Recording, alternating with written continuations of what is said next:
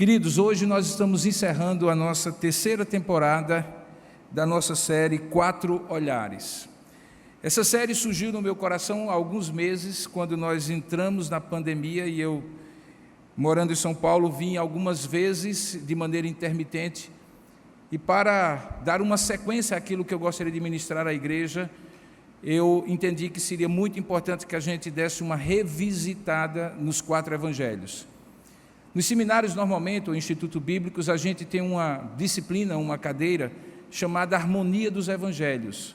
Nela nós estudamos como os quatro evangelhos, Mateus, Marcos e Lucas e João, eles se harmonizam, porque como você já deve ter observado, independentemente do seu tempo de vida cristã, há passagens que estão contadas nos quatro evangelhos, outras nos três evangelhos, outras em dois evangelhos, e algumas que estão contadas exclusivamente em um dos evangelhos. E eles são diferentes, sim.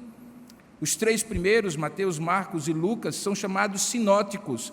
Essa expressão significa um olhar convergente, sim, convergente, ótico, um olhar. Então é um olhar que vai mais ou menos traçando os episódios e a narrativa na mesma sequência. João é diferente deles, foca mais no ensino de Jesus, na origem divina de Jesus, por isso começa dizendo que ele era o verbo que estava com Deus, o verbo que era Deus, e que todas as coisas por intermédio dele foram criadas.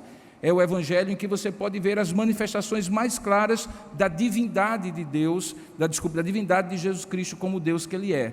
Mateus foca mais na necessidade de, como judeu que ele era, proclamar a judeus que Jesus Cristo é o Rei e o Messias esperado.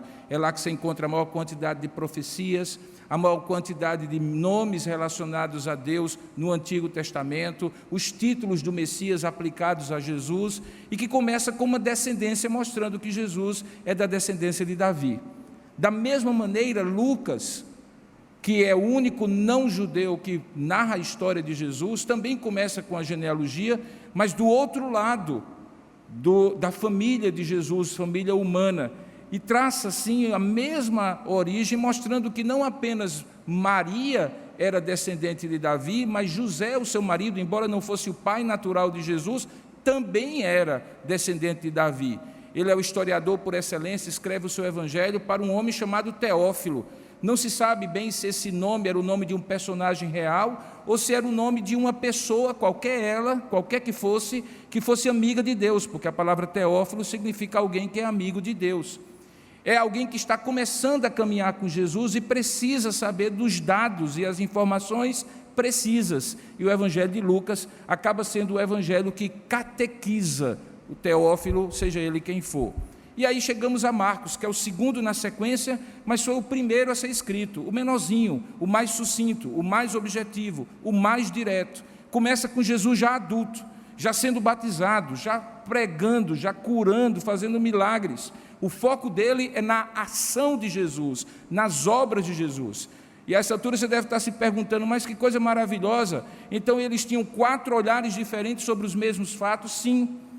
E dentro da providência divina, Deus inspirou aos quatro, para que eles dessem quatro enfoques diferentes e nós tivéssemos uma visão mais completa de Jesus. Em alguns momentos, um tem um detalhe a mais, outro omite um detalhe, e tudo isso faz parte do processo em que Deus usa os homens, com limitações humanas, mas dentro de um propósito maior de conduzir as pessoas ao conhecimento de Deus. Nós vimos isso ao longo da primeira temporada dessa série, que foi a temporada dos princípios, os princípios mesmo do Evangelho, onde nós estudamos na primeira temporada. Na segunda temporada da série, nós começamos a ver aquelas pessoas que começaram a ser colocadas na história de Jesus, antes mesmo dele nascer. Gente como Maria, sua mãe, aquela mulher singular, especial que Deus escolheu para ser a mãe do Salvador. Nenhuma outra teve um privilégio como essa, ela era uma coadjuvante de luxo mesmo, mas não era protagonista. Protagonista sempre era e sempre será Jesus. João Batista, o seu primo, que antecedeu a ele, a voz que clamava no deserto e que anunciava para todo mundo, ele está vindo. Um personagem singular, alguém sobre quem Jesus falou que ninguém era semelhante ou maior do que ele entre os homens. E ao mesmo tempo, qualquer um de nós poderia ser maior do que ele, por ter o conhecimento maior já das coisas que aconteceram na vida de Jesus, coisa que ele ainda estava antecipando. Vimos os 12 apóstolos, homens improváveis, gente que eu não escolheria, você não escolheria, mas que fizeram parte da história de Jesus. Um impetuoso como Pedro, um zelote que queria derrubar o governo romano, e um Levi que queria e estava subordinado ao governo romano, coletando impostos. Gente que saiu do lixo para o luxo, como Judas Iscariotes.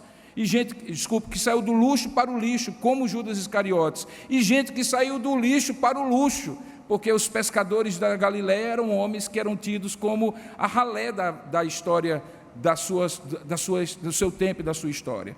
Vimos então que Jesus encontrou com poderosos, com homens religiosos, e esses encontros foram fundamentais, porque nessa terceira temporada, e eu já estou nela, encerrando hoje, nós vimos que Jesus encontra pessoas, grupos de pessoas, multidões até, e em cada um desses encontros há um processo de transformação, algumas vezes confrontador, como vimos domingo passado, quando ele expulsa mercadores do templo, e algumas vezes acolhedor, transformador, como ele encontrou com a mulher samaritana, uma mulher que ninguém queria nada com ela, a não ser para abusá-la fisicamente e sexualmente, e ele acolhe aquela mulher, conversa com ela na beira de um poço na cidade de Sicar e transforma a vida dela a ponto de ela se tornar uma missionária. Nessa história dos evangelhos, nessas 3 temporadas, hoje, nós vamos sair um pouco daqueles encontros, e começamos pela manhã, com pessoa de carne e osso, e vamos ver 2 encontros. Vimos um pela manhã e hoje iremos ver à noite também um segundo, em que Jesus encontra com seres espirituais. Por isso, esse domingo é os encontros de Jesus com o mundo espiritual. Eu estou falando de alguns dos anjos que ele criou e que, juntamente com Lúcifer, que se rebelou e transformou-se em Satanás, são conhecidos como demônios. E quando eu decidi que nesse domingo nós iríamos falar sobre esse assunto, a minha preocupação era que você que me ouvisse anunciando isso, não imaginasse que nós estaríamos aqui com uma perspectiva mística, toda misteriosa, coisa de suspense, de filme de terror, que o diabo teria preponderância na fala do pastor e que ele seria exaltado sobre o próprio Senhor Jesus. E de fato não é essa a convicção que nós temos. A convicção que nós temos é que todas as vezes que Jesus encontrou com demônios e os expulsou, da mesma maneira que a cura, quando ele curava pessoas, não era um fim em si mesmo, mas uma manifestação do reino de Deus, quando ele expulsou demônios, também a expulsão de demônios não era o item principal da agenda de Jesus. Era um meio para o qual ficava claro às pessoas, pelo qual ficava claro para as pessoas que o reino de Deus estava chegado. A gente viu isso hoje pela manhã. Quando Jesus estava num retiro, num lugar chamado Tiro e Sidom, terra dos fenícios, um retiro com os seus discípulos, e de repente entra na casa, de maneira assim imprevista, uma mulher cuja filha estava enferma em cima de uma cama em casa por causa de uma possessão demoníaca. E aquela mulher, embora não fosse dos filhos de Israel, não fizesse parte do povo da aliança, clama ao Senhor que ele liberte a sua filha. Há um diálogo meio surreal entre eles, em que Jesus deixa claro que aquilo seria uma exceção no plano e na agenda que ele estava fazendo, porque agora ele estava focado naquele momento da sua vida em salvar os de Israel, porque foi para isso que ele foi enviado, ele chama de os filhinhos, enquanto que aquela mulher fazia parte daqueles gentios que estavam fora da aliança do Antigo Testamento.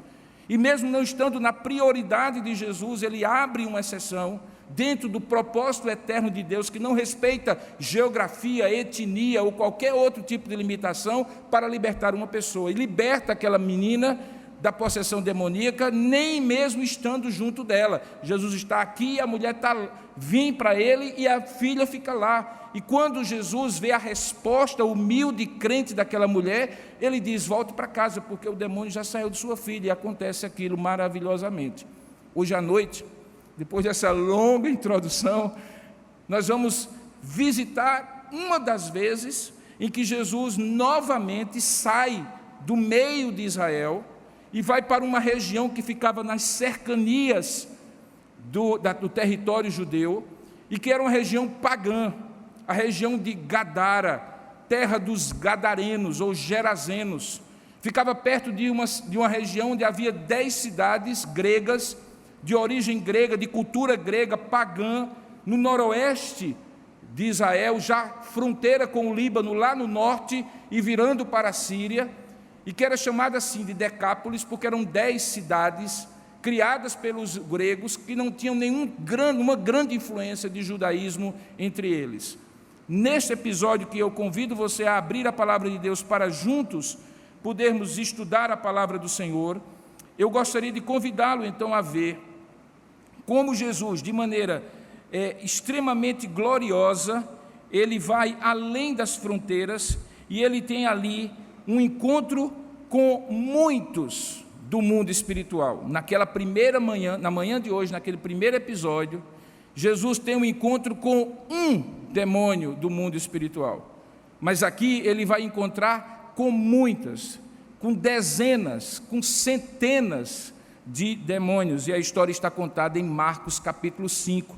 Hoje nós vamos falar sobre o encontro de Jesus com muitos do mundo espiritual. Abra sua Bíblia, portanto, no Evangelho de Marcos capítulo 5, onde nós vamos encerrar a nossa terceira temporada. Agora eu estou lembrando da minha esposa que está participando à distância, porque da última vez que eu preguei, ela disse assim: fale devagar, porque senão vai faltar mão para a tradutora traduzir para os surdos mudos, e a velocidade dela não vai conseguir acompanhar. Fale devagar, eu vou tentar falar devagar. Marcos capítulo 5, meus queridos, abra aí a sua Bíblia, por favor, inclusive você que está participando conosco também deste culto. Marcos capítulo 5, você já entendeu, se esteve pela manhã, que esse episódio aconteceu primeiro do que aquele de manhã.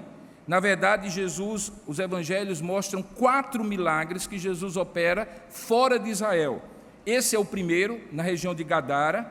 Depois, aquele segundo, que foi o primeiro de hoje de manhã, que eu inverti a ordem. Depois ele está em Cesareia de Filipe, também opera um milagre lá na região norte.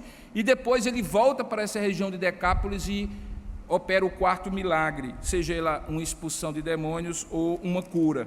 Esse, portanto, é o primeiro dos 4 milagres. Isso me faz recordar uma citação de Calvino, quando alguém, num determinado comentário, ele faz o comentário sobre por que, sendo o Messias dos judeus, Jesus tem um propósito de curar, salvar, expulsar demônios e libertar pessoas entre os gentios. Ele diz assim: em nenhum momento, certamente, Deus deixou de ter graça para com os judeus, de tal maneira a não conceder uma pequena amostra, que no caso da mulher Tiro-fenícia era uma migalha que caía da mesa dos filhinhos, de tal maneira a não conceder uma pequena amostra desta mesma graça para com os gentios. Então a gente deve entender, às vezes, que ele saiu de Israel e operou milagres como pequenas graças que já vislumbravam, antecipavam que o Evangelho seria para todas as nações, como aconteceu em Atos capítulo 2, no dia de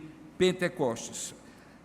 Abra então em Marcos capítulo 5, a partir do verso 1, se vocês tivessem a Bíblia, você pode ver aí na projeção, em ambos os lados da plataforma. Diz assim a palavra de Deus: entrementes, ou enquanto isso, eles que tinham, se você olhar direitinho nos versículos anteriores, passado por aquela experiência de ver Jesus acalmando uma tempestade, enfim, de manhã cedo, eles chegam à outra margem do mar. Esse mar é o mar da Galileia, o mar de Tiberíades, o mar de Genezaré, a terra chamada Terra dos Gerazenos, ou da região de Gadara, ficava para o lado do Líbano e da Síria.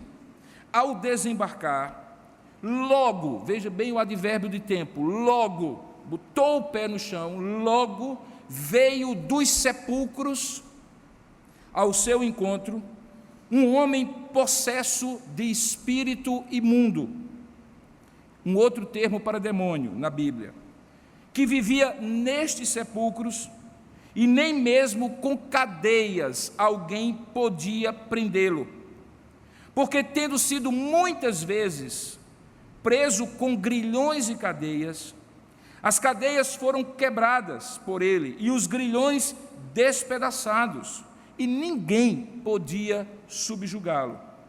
Andava sempre de noite e de dia, clamando por entre os sepulcros, e pelos montes ele se feria com pedras.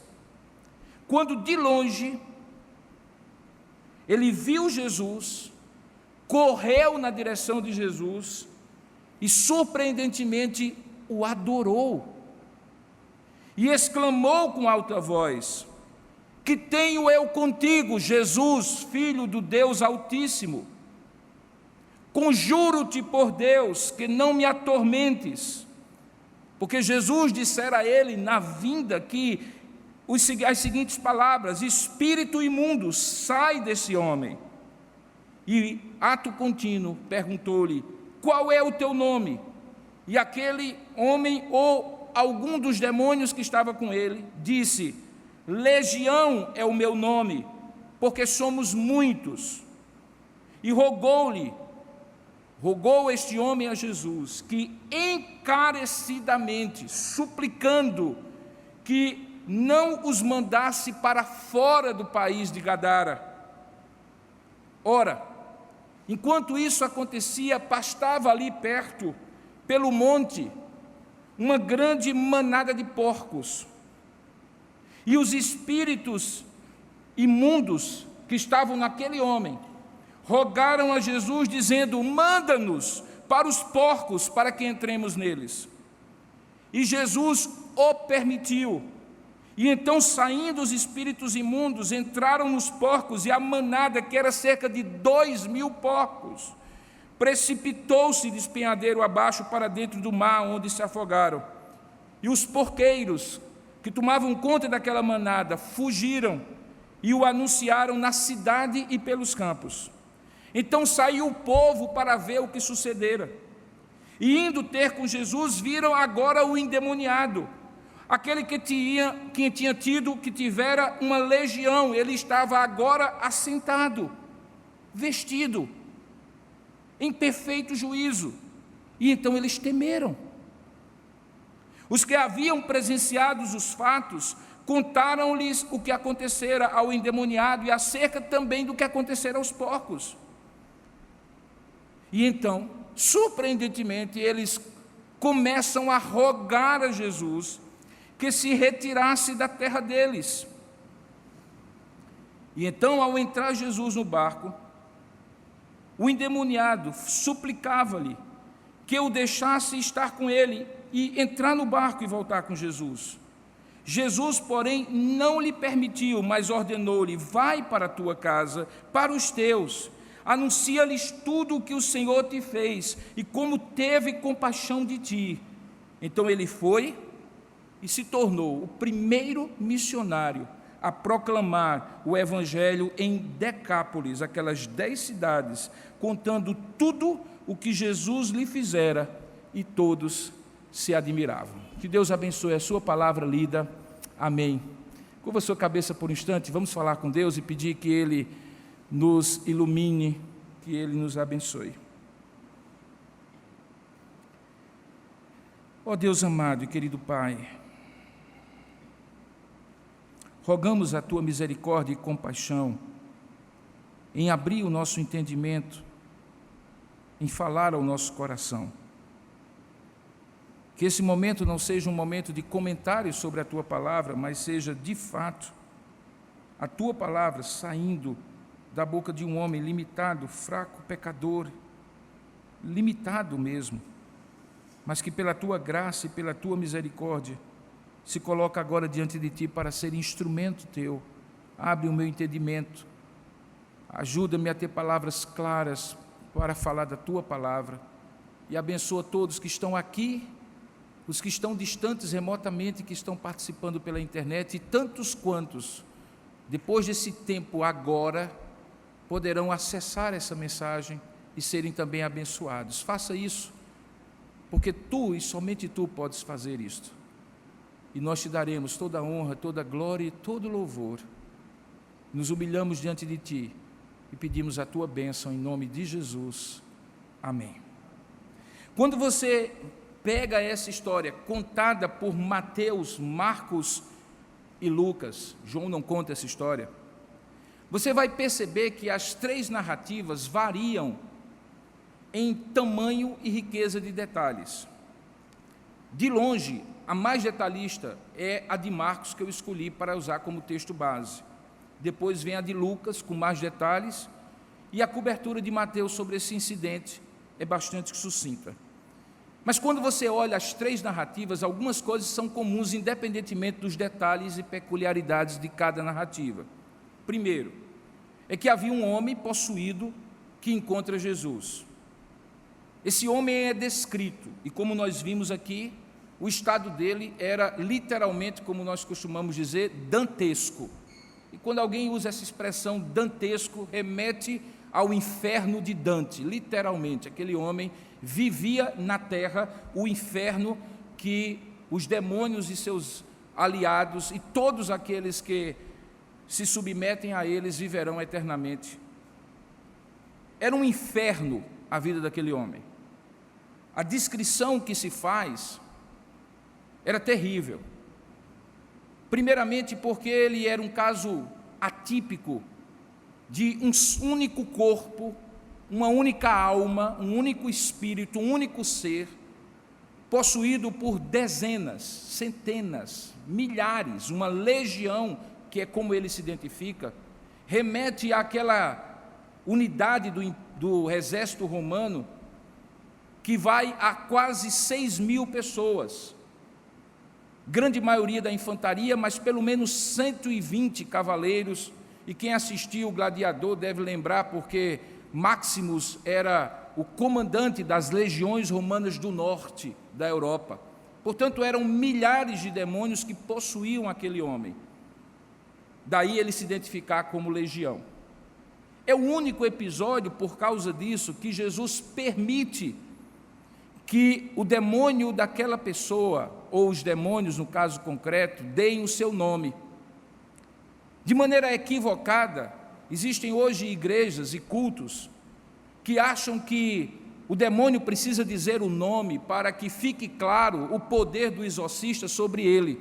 Essa é uma crença antiga, ancestral, que de maneira lendária achava que ao revelar o nome o demônio mostraria fraqueza, e essa mesma crença ainda hoje está presente em alguns cultos, baseado exclusivamente nesse episódio em que Jesus não manda que nenhum dos seus discípulos, num episódio posterior ou em qualquer momento da sua vida, façam o mesmo. A razão por que ele pergunta como é o teu nome é para que ficasse claro algumas coisas que acontecem depois. Primeiramente, a saída daqueles demônios para uma manada de 2.000 porcos, o que causaria estranheza, porque se fosse um demônio só, daria a impressão que eles se dividem em 2.000, e aí 2.000 estariam como porcos endemoniados de um único demônio no corpo humano. Para que ficasse claro que os demônios saíram porque estavam todos no corpo e se distribuíram na manada, Jesus pergunta como é o teu nome, e ele diz legião. Para que ficasse claro também para o próprio homem, que, como você vai perceber aqui, intercalava momentos de consciência em que ele responde aparentemente consciente do seu estado, e em outros momentos é o demônio que fala por intermédio dele, para que ficasse claro para o próprio homem a gravidade do seu estado, e ele percebesse que a sua situação não era simples, como de alguém que estava endemoniado com um único demônio, mas estava endemoniado com 6.000 pelo menos. Mas também para que ficasse claro, quando todos que estavam ali vissem o poder de Deus, a dimensão, a grandeza do poder de Jesus, de não apenas enfrentar um, mas subjugar e enfrentar 6.000 demônios, mostrando o quanto ele é muito mais poderoso do que eles poderiam supor. Por isso Jesus pergunta àquele homem, qual é o teu nome? E aquele demônio responde que eram 6.000.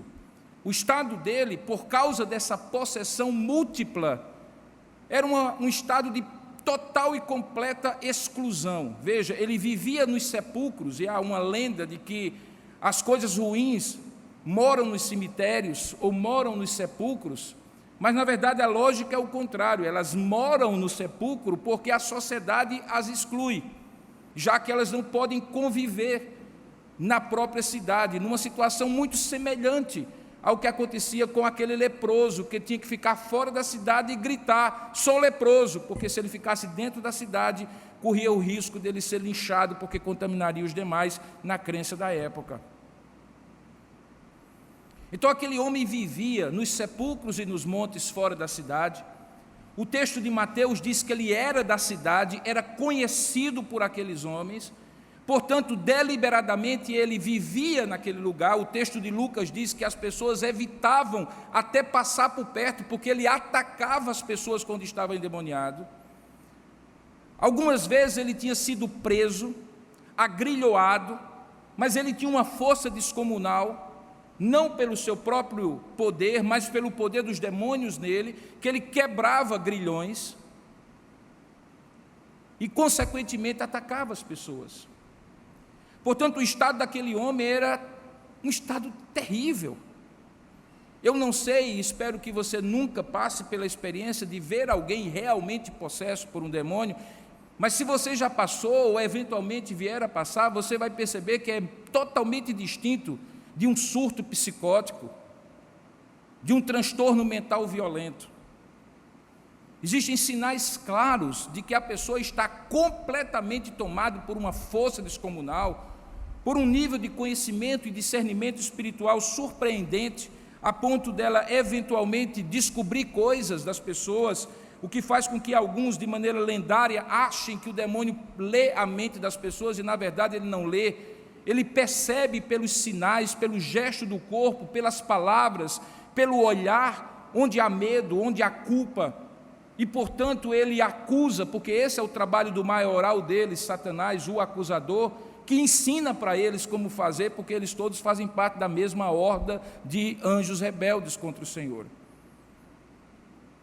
Na sua força descomunal, no seu discernimento espiritual, aquele homem, no entanto, quando está ali sob controle daqueles demônios, ele é conduzido e confrontado no mundo espiritual, literalmente, porque não é dito que Jesus falou uma única palavra quando colocou os pés fora do barco, mas no momento em que ele sai da embarcação e pisa no território de Gadara, um território gentílico, cheio de paganismo, cheio de adorações a falsos deuses, um lugar propício para que, sem a confrontação da verdade, os demônios se sintam à vontade para enganar as pessoas e receber o culto travestido de outros deuses falsos, que na verdade são demônios. Quando Jesus põe o pé naquela terra, aquele homem possuído pelos demônios corre na direção de Jesus, e Jesus já o repreende, dizendo ao espírito imundo que saísse dele. No verso 8, Jesus lhe dissera: espírito imundo, sai desse homem.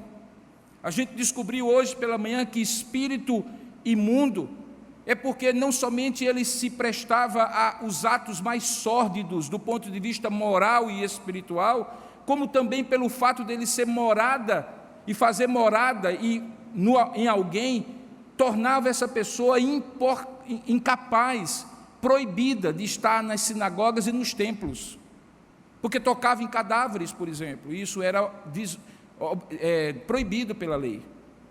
Aquele espírito imundo projeta-se na direção de Jesus, Jesus o repreende, mas ao mesmo tempo que Jesus o repreende, e ele pergunta: que tenho eu contigo, Jesus, filho do Deus Altíssimo? Diz o texto que ele corre nessa direção, e ao ser confrontado pela presença e pela palavra de Jesus, ele cai em adoração.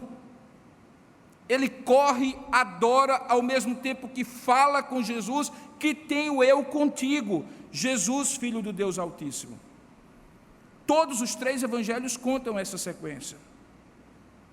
Todos os três evangelhos contam que os porcos que estavam ali recebem aqueles demônios depois de eles saírem daquele homem e se precipitam no mar por influência desses demônios, onde eles perecem. Todos os três evangelhos contam que os guardadores dos porcos, ou os porqueiros, como é o texto, recebem a história, veem de maneira pessoal e contam a história para a cidade, E o povo, ao invés de ter dó e compaixão do que havia sido liberto e alegrar-se pela paz que agora voltava não apenas a ele, mas à família dele e à comunidade dele, da qual eles faziam parte, movidos pelo econômico e pelo financeiro, pensando no prejuízo porque cuidavam de porcos e faziam dele uma fonte de subsistência, reclamam e expulsam Jesus da sua terra.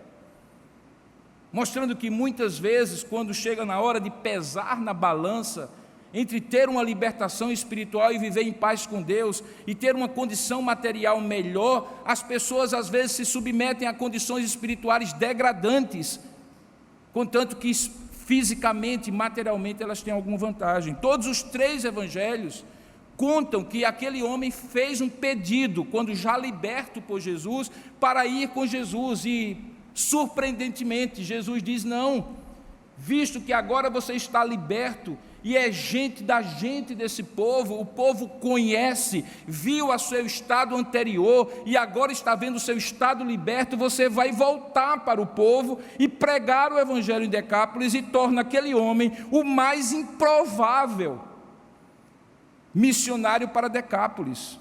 Porque poucos segundos antes ele era um homem endemoniado, e poucos segundos depois ele tinha virado missionário, sem seminários, sem presbitérios, sem ordenação, simplesmente pelo poder do Evangelho. Todos os 3 evangelhos contam esse resumo, mas em alguns dos evangelhos, alguns detalhes são adicionados. O mais importante deles é que Mateus diz que na verdade não era um homem, eram 2. E por mais que os comentaristas tentem harmonizar a história, a maneira mais simples de perceber é que talvez fossem 2 mesmo, ou melhor, certamente eram 2, porque senão Mateus não teria contado, e Deus não teria permitido estar na sua palavra, mas o enfoque da libertação que os outros 2 evangelistas contam é sobre um e não sobre o outro nada se diz. Mateus diz que ambos eram violentos, e como eu mesmo falei, viajar pela estrada onde eles ficavam era perigoso, que os demônios expressavam medo que Jesus tivesse vindo para torturá-los, e aí tem uma expressão que só Mateus fala, e que aqui eu preciso encaixar para você compreender. É quando Jesus chega e aquele homem diz assim: Jesus, Filho do Deus Altíssimo, que tenho eu contigo? Mateus completa e diz assim, que ele diz também: porque viestes a nos atormentar antes do tempo, mostrando que os demônios têm uma consciência de que o tempo deles, o poder deles é limitado, e haverá um momento em que eles serão precipitados no abismo, como conta a história de Apocalipse, e eles serão definitivamente anulados no seu poder de fazer o mal. Aqueles demônios sabiam disso, e costumeiramente eu costumo dizer realmente que os demônios sabem o fim deles. O que eles fazem é, enquanto a festa não acaba, tentar destruir a maior parte das pessoas, e a obra deles é como de kamikazes espirituais, suicidas do ponto de vista espiritual, porque sabendo que não prevalecerão, que não terão vitória, no entanto, eles querem carregar o máximo de pessoas com ele. Daí porque Jesus adverte que o inferno não é feito para nós, mas para o diabo e seus anjos. Eles é que conseguem arrebanhar alguns e levar consigo, e esta é a obra de matar, roubar e destruir que Jesus conta em João capítulo 10. Mateus diz que eles tinham essa consciência, que a manada estava pastando a alguma distância, e quando eles pedem, e a palavra que é usada aqui é quando eles suplicam, por isso que o Evangelho de Marcos diz, pedem encarecidamente, acrescentando o advérbio de modo, mostrando a intensidade e também a submissão deles à vontade de Jesus, porque se Jesus não quisesse, eles não teriam ido. Eles pedem porque reconhecem o poder de Jesus. Eles reconhecem que aqueles porcos poderiam ser a habitação deles, e eles então pediram a Jesus para ir até ali. Então há diferenças, pequenos detalhes de Mateus e Lucas sobre essa passagem.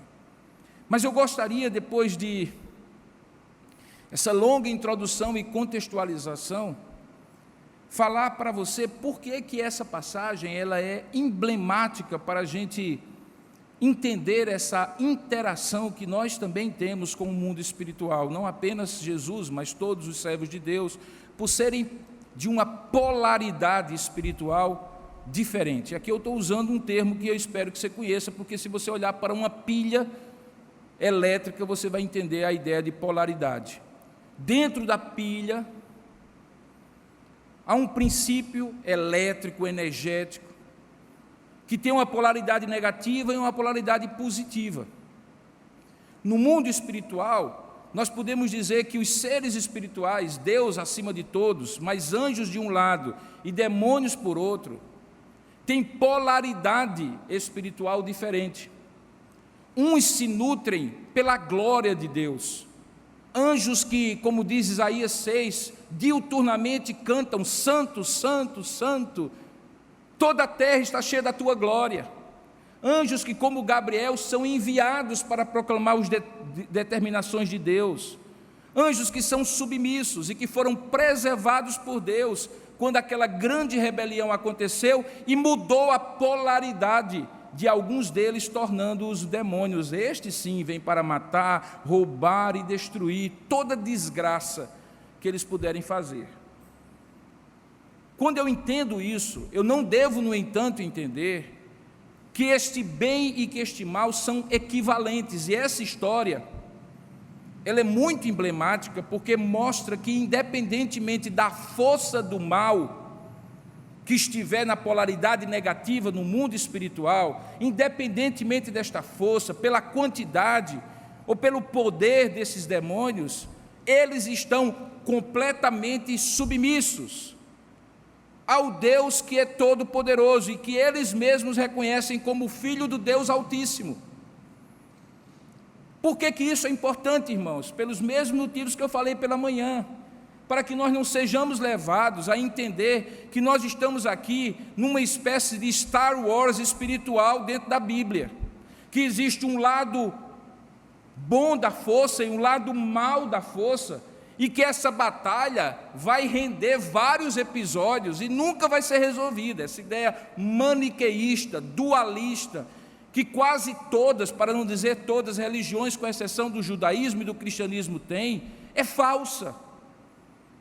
Perceba que Jesus bastou entrar naquela região, que até então não tinha sido incomodada do ponto de vista espiritual, para que os demônios se agitassem e levassem aquele homem ao encontro de Jesus. Ele adora Jesus, a palavra que é usada é a mesma de outros tantos episódios, em que pessoas adoraram a Deus, reconheceram, se prostraram. Eu me lembro de algum sermão há semanas que eu expliquei que adorar na Bíblia tem uma expressão de genuflexório, de se dobrar diante de Deus, de colocar a cara no pó, de se submeter completamente, reconhecendo, nem mesmo com o olhar, para não ser fulminado pela glória de Deus, que está diante do ser superior, do Deus Altíssimo. Aquele homem faz exatamente, apesar de estar possuído por demônios, o que outros homens e mulheres fizeram nos evangelhos. Porque de fato é isso mesmo, ele precisava adorar, ele precisava se submeter, e ele reconhecia que não estava diante daquilo que costumávamos chamar na nossa infância, lá em Campina Grande, de um parceiro dele, não. Ele estava diante do Deus Altíssimo, e é assim que ele reconhece. Veja que ele clama dizendo assim: que tenho eu contigo. Jesus, usando o nome humano de Jesus, ele salvará dos seus pecados, como nós aprendemos no Evangelho, mas veja o título que ele usa: Filho do Deus Altíssimo. Filho do Deus Altíssimo. O Deus Altíssimo é a tradução da palavra hebraica El Elyon.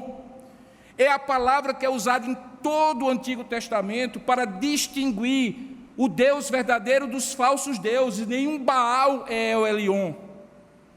Nenhum Deus das nações cananitas é chamado de El Elyon.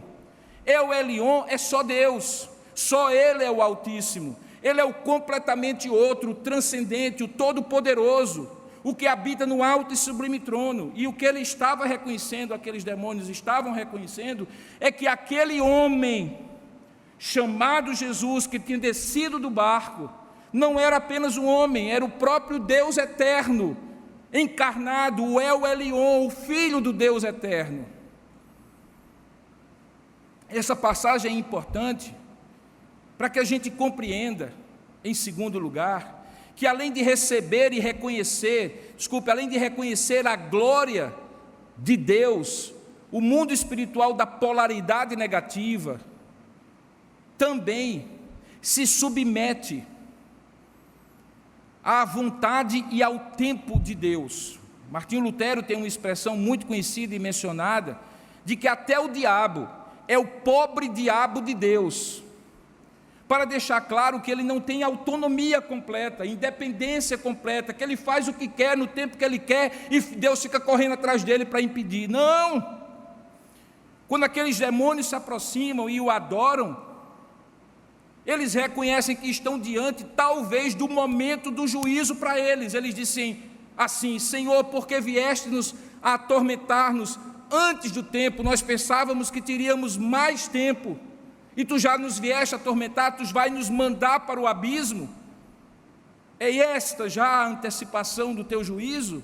Porque eles sabem que o tempo deles está limitado pelo tempo de Deus, a vontade deles está limitada pela vontade de Deus, e isso, irmãos, é surpreendente. Preste atenção aqui. Demônios são acostumados a subjugar a vontade de pessoas, mas não conseguem se subjugar a vontade de Deus.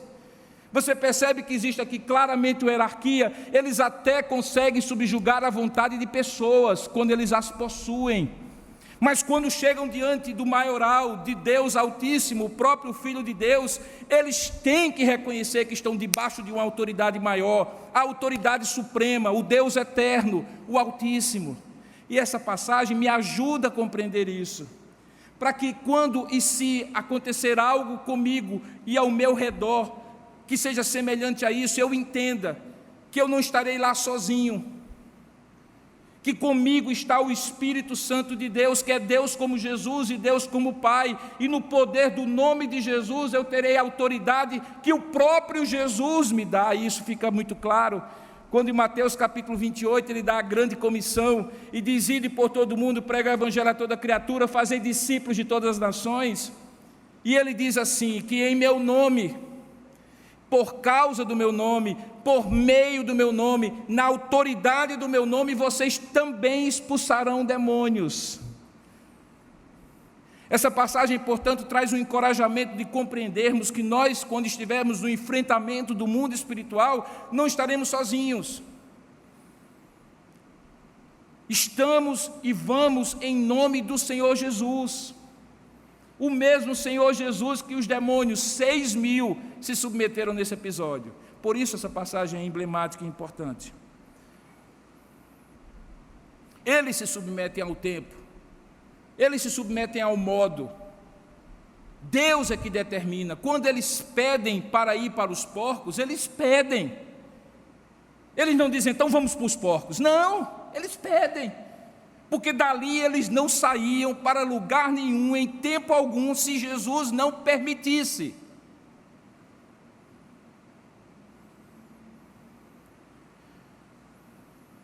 E Jesus permite, o termo é claro, permite que eles vão para os porcos. E ali acontece uma coreografia muito interessante, que talvez tenha passado despercebido para muitos. Qual era o medo deles? Era que Jesus tivesse antecipado o dia do juízo e eles tivessem já chegado a hora de serem enviados para o abismo. Mas o que é que acontece quando eles vão para dentro dos porcos? Os porcos se precipitam e caem no mar, numa espécie de coreografia antecipada do que iria acontecer com eles. Tudo isso para demonstrar nos textos e entretextos dos evangelhos que ali estava o Deus Todo-Poderoso, Senhor do reino que viera implantar, e que até os demônios se submetiam à sua voz, porque era o reino de Deus, soberano sobre tudo e sobre todos.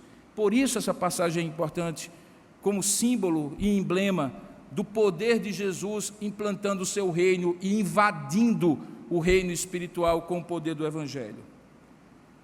Essa passagem também é importante para que a gente compreenda como alguém liberto pelo Evangelho pode ter uma vida completamente restaurada, independentemente do estado espiritual em que esteve. Eu até digo para os irmãos que como se nós estivéssemos numa escala, no eixo que mostra o quanto mais baixo e negativo você estiver, e que de repente num processo de transformação, de restauração, você passa para o eixo, o lado positivo, que quanto mais profundo você esteve na sua escala espiritual, e de repente Deus restaura, e você então vai para a escala positiva, essa distância é cada vez maior, quanto mais abissal e negativa era a sua vida. Daí porque eu entendo, como grandes pregadores, grandes homens de Deus, pessoas que Deus usa ao longo da história, estiveram negativamente falando lá no fim da fila, no fundo do poço, e Deus foi lá e resgatou, e colocou em lugares altos, e disse: veja a minha glória, como eu fiz na vida dessa pessoa. Ela era uma desgraçada, vivia em sepulcro, as pessoas tinham medo dela, ninguém passava por perto do cemitério, ela se cortava com pedras, as pessoas não queriam nada com ela, ela vivia daquilo que eventualmente uma alma caridosa lhe desse de comida ou que ela pudesse roubar. E eis que agora esse homem aparece no fim da história, e por isso ela é o terceiro motivo para dizer como ela é importante, essa história. Diz o texto que aquele homem aparece vestido, indicando que possivelmente antes ele estava nu, senão o texto não faria esse detalhe, em perfeito juízo, com um pensamento concatenado a ponto de pedir para acompanhar Jesus, as pessoas se admirando com aquilo, e ele sendo enviado de volta como missionário. Que glória é essa, irmãos? De alguém que esteve no fundo do poço espiritual, e Deus o chama para ser missionário. Essa passagem é importante para mostrar que, por mais desgraçada que seja a vida de alguém, há esperança quando o Evangelho chega na vida da pessoa. Há transformação do lugar mais negativo, mais lúgubre que ela possa estar, para o lugar mais glorioso em que Deus quer que ela esteja. E esse homem é um símbolo disso. Em quarto lugar, essa história é simbólica e significativa, é emblemática, porque conta como pessoas deveriam se alegrar pelo bem-estar espiritual de alguém, mas quando eventualmente alguém está muito melhor espiritualmente do que estava, muitas vezes elas fazem uma conta materialista, que mostra muito onde é que está o Deus delas. Eu diria que existe um homem endemoniado com 6 demônios, e existe uma terra inteira endemoniada pelo vil metal. Não era apenas aquele homem que estava endemoniado, era uma terra inteira que não conseguia se condoer e ao mesmo tempo se alegrar posteriormente com a libertação daquele homem, que era um ser humano feito à imagem de Deus, mas se importava com os 2.000 porcos que tinham morrido. Por mais dignos que fossem, como criaturas de Deus, não poderiam ser mais valiosos do que uma vida feita à imagem e semelhança de Deus, liberta pelo poder de Jesus. Como é que eles não conseguiam se alegrar? Pelo contrário, expulsaram Jesus daquela terra, porque o dinheiro, o poder, o material era o Deus deles, possuía os valores deles, o arrazoado mental deles, as afeições deles. E o que é isso senão a possessão? Tem gente sim endemoniada pelo dinheiro, pelo demônio chamado dinheiro. E eu não estou dizendo que existe um demônio chamado dinheiro, você está entendendo uma linguagem figurada.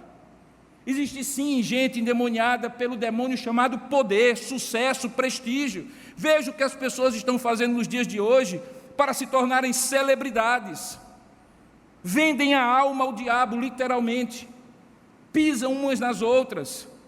Um dos programas mais assistidos, não por mim, eu espero não por você, é um que coloca pessoas numa jaula televisiva para elas mostrarem o que há de pior entre elas em busca de uma celebrização, para que depois de ali saírem, pousarem nua em alguma revista ou algum site erótico e se tornarem celebridades.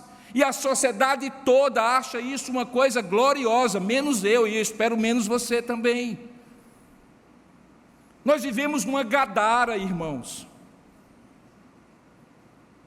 Uma Gadara cujo Deus é o dinheiro, o poder, cujo Deus é o sexo, o prazer. Só que alguns desta Gadara são literalmente possuídos e vivem nos sepulcros, e outros nas ruas, nos escritórios, dentro dos lares, diante da televisão, diante da internet, vivendo e agindo como se o Deus desse século, o príncipe deste mundo, devesse ser adorado, pela vida do dinheiro, do poder, do prestígio, do sucesso. Não é outra explicação que possa ser dada para uma reação como essa. O povo que vivia fugindo daquele homem não conseguia se alegrar com ele. O povo que via a desgraça na vida daquele homem não conseguia se alegrar com ele, vendo agora em perfeito juízo, vestido e se tornando alguém que falava do poder de Jesus para eles.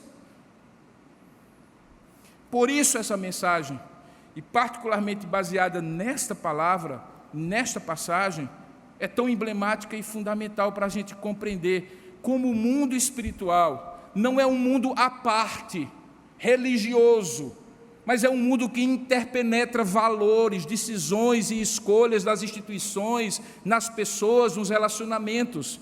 E, portanto, quando nós estamos dizendo que determinada pessoa está sendo usada pelo diabo, não é que necessariamente ela está possuída pelo diabo, é que ela está se colocando como instrumento pelo diabo, para dentro da família, da instituição, da igreja ou de qualquer outro lugar, agir de acordo com as obras das trevas, como aquela comunidade agiu.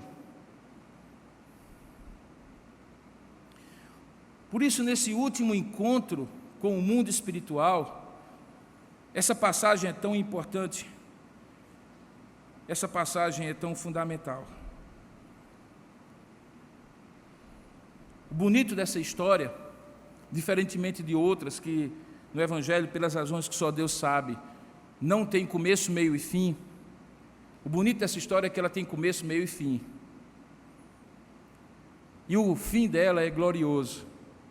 Uma vida restaurada, o reino de Deus expandido para as regiões dos gentios pagãos, e o registro para nós, nos dias de hoje, que o mundo espiritual é uma realidade, mas não para ser temida, mas para ser enfrentada no poder do Evangelho, com a verdade de Deus, sem necessárias experiências místicas de ver o diabo em tudo, mas conseguindo identificar por trás das palavras, por trás das ideias, por trás das atitudes das pessoas e das decisões de instituições, do governo ou de qualquer outra esfera, as ações do inimigo que muitas vezes tenta, induz, oprime e até possui pessoas para servirem aos seus propósitos. Nós não estamos no playground, eu encerro da mesma maneira que encerrei pela manhã. Existem uns crentes ingênuos, que não conseguem discernir isso. E a pior coisa que pode acontecer quando você está num campo de batalha é achar que não tem inimigo por perto, não é verdade? E de repente, de onde você menos espera, vem um tiro. Se tem uma coisa que é fundamental um combatente, é que ele esteja alerta, sempre alerta e vigilante, com a sua arma sempre preparado para defender-se e para atacar. Do ponto de vista espiritual é a mesma coisa. Queridos, é tolice,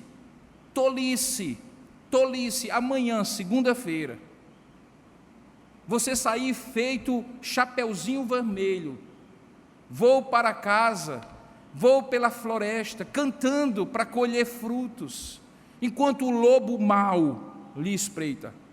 E o lobo mau não é outro senão Satanás, ele é chamado de lobo, ele é chamado de leão, ele é chamado de predador na Bíblia, porque é isso que ele faz. Alguém já disse que todo dia, nas savanas africanas, acorda um predador e uma presa, e o dia deles vai ser definido por duas atitudes: a presa fugindo do predador e o predador querendo pegar a presa. Do ponto de vista espiritual, esse é o seu dia de segunda-feira, e dessa semana que começou hoje, e todos os dias da sua vida, porque os dias são maus, estão impregnados dessa ação espiritual maligna. Não é de se temer, porque a Bíblia nos dá os recursos. Ela diz assim: resisti ao diabo, e ele fugirá de vós. Ele dá os recursos, dizendo que as nossas armas não são carnais, mas poderosas em Deus para destruir sofismas e abater fortalezas espirituais. Ele nos dá o discernimento. O Espírito Santo, o mesmo que pelo poder dele Jesus expulsou esses demônios, é o mesmo Espírito que habita em mim e em você, se você realmente é crente em Cristo. E esse Espírito Santo lhe dá discernimento espiritual, inclusive este é um dos dons espirituais. A capacidade de perceber as ações do inimigo e se posicionar da maneira correta, ao invés de ser uma presa ingênua que está no campo de batalha como se estivesse no playground.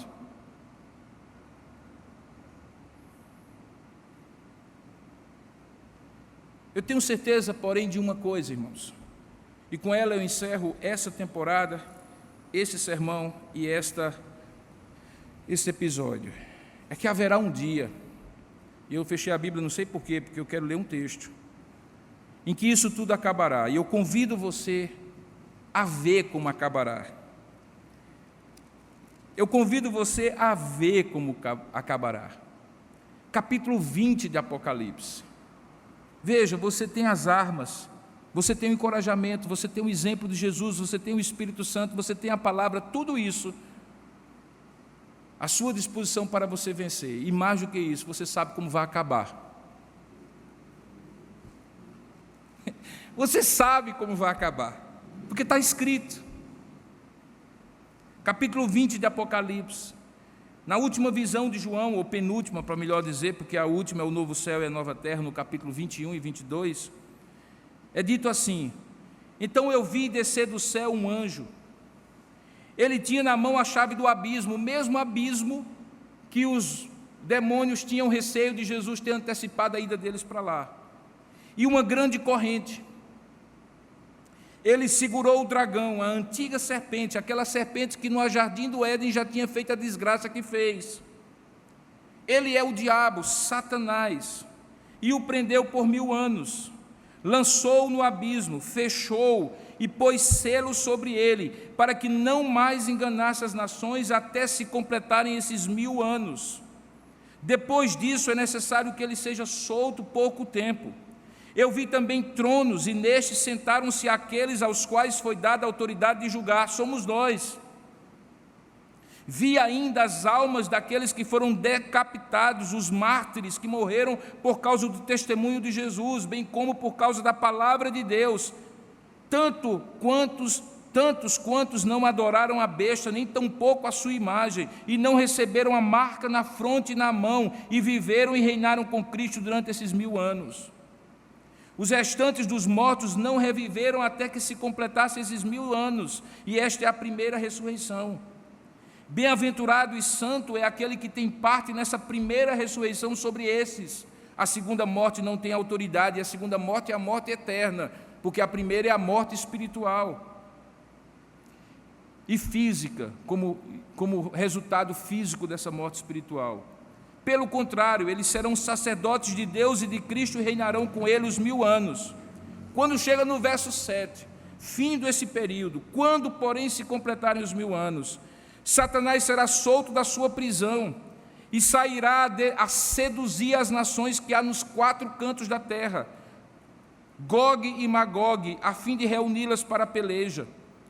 O número dessas é como a areia do mar. Marcharam então pela superfície da terra e sitiaram o acampamento dos santos e a cidade querida. Desceu, porém, fogo do céu e os consumiu. O diabo, sedutor deles, foi lançado para dentro do lago de fogo de enxofre, onde já se encontram não somente a besta, como também o falso profeta, e serão atormentados de dia e de noite pelos séculos dos séculos. João diz que ele viu agora um grande trono branco, e aquele que nele se assenta, de cuja presença fugiram a terra e o céu, e não se achou lugar para eles. Vi também os mortos, os grandes e os pequenos, postos em pé diante do trono. Então se abriram livros. Ainda outro livro, o livro da vida, foi aberto. E os mortos foram julgados segundo as suas obras, conforme o que se achava escrito nesses livros. E deu o mar os mortos que nele estavam.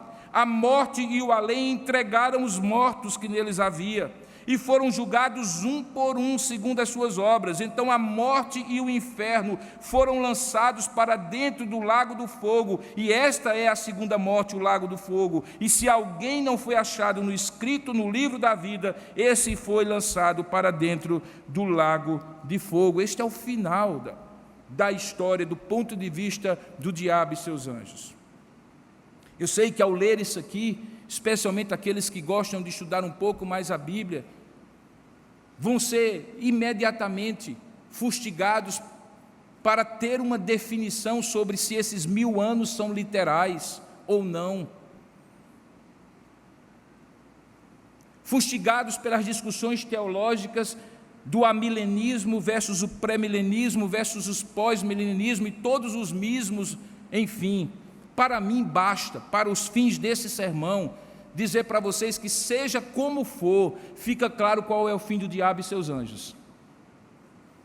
E seja como for, quem vitoria ao final de tudo é Jesus, o mesmo que expulsou aqueles 6.000 demônios de Gadara, e que vencerá sobre tudo e sobre todos. Por quê? Porque Ele é o vencedor, desde sempre e para sempre. Quando Ele fez incursões no mundo espiritual, como os evangelhos contam, o mundo espiritual se submeteu a Ele, porque Ele é o Senhor, o Filho do Deus Altíssimo. Glória seja dada ao seu nome, que submete ao seu povo até mesmo os poderes do mundo espiritual. Portanto, confie, resista ao diabo, vença com a palavra do seu poder, do poder divino que habita em você. Use a espada do Espírito, que é a palavra de Deus, e o escudo da fé, para não ser atingido pelos dardos inflamados do maligno, e tenha uma vida vitoriosa, porque essa história é a história de uma vida vitoriosa e gloriosa que este homem passou a ter depois que foi liberto por Jesus Cristo. Que Deus então nos abençoe, que Deus nos guarde, que Deus nos guie. Vamos orar juntos? Ó Deus amado e querido Pai, nesse momento em que nós encerramos esta exposição da Tua Palavra, nós oramos agora para que o Teu Espírito Santo aplique esta palavra, como eu creio que Ele já estava aplicando enquanto eu falava, a cada coração, no seu contexto, na sua necessidade e no Teu propósito eterno para cada um de nós. Que na minha limitação o Senhor supere pela Tua graça, pela Tua unção, poder e glória, a aplicação dessas verdades no coração de cada um dos Teus filhos.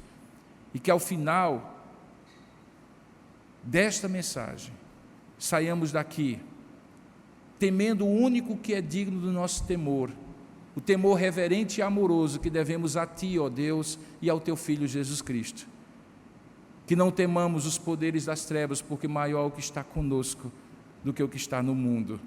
E que essa atitude, ao invés de ser arrogante e pretensiosa, seja humilde, corajosa e confiante nos méritos de Cristo e no poder dEle, diante de quem até os poderes das trevas se submetem. Abençoa isso desta forma e das múltiplas formas que Tu tens para abençoar a vida de cada um dos Teus filhos, das famílias aqui representadas, que talvez estejam vivendo essa realidade de um embate espiritual, sem perceberem que estão no meio de uma batalha, ou mesmo percebendo, sem força ou esperança, de que essa batalha está vencida no nome do Senhor Jesus.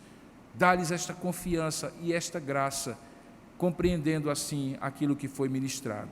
Eu te rogo em nome e para a glória do nosso Senhor e Salvador Jesus Cristo.